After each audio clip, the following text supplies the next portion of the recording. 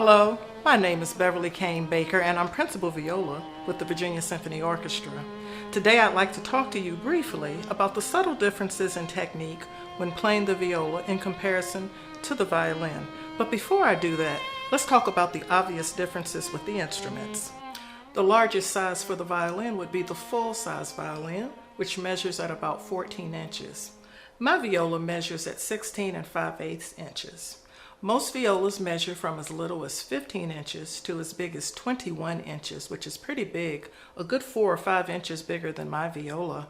But your standard measurement, the most common measurement, would be 16 to 16.5 inches. I'm sure when you come to symphony orchestra concerts and see violinists and violas sitting next to each other on the stage, you might think, I don't see anything different. They're both holding the instrument under their chin and pulling the bow across the string.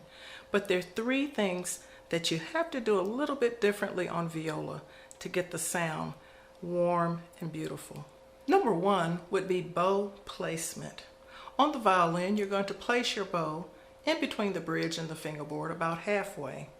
But on viola, we need to play a little bit closer to the fingerboard. If you notice, the space between our bridge and fingerboard is a little bit longer.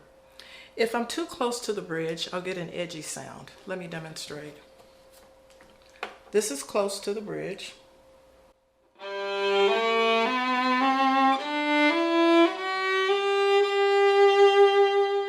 Now a little bit closer to the fingerboard.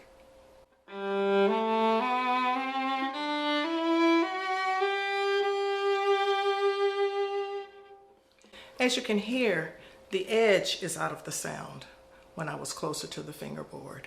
Number two would be bow speed. When I'm playing on my C and G string, the low strings, I have to have a slower bow speed than, let's say, I would use on my A string, and definitely much slower than a violinist would use on the E string, because the C string is very thick and it needs time to resonate. Let me demonstrate.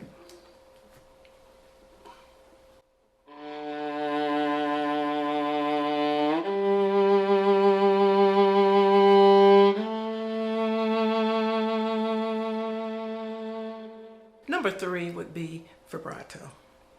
I had a pretty fast vibrato when I played on the violin, and when I tried to use it on the viola, it did not work as well.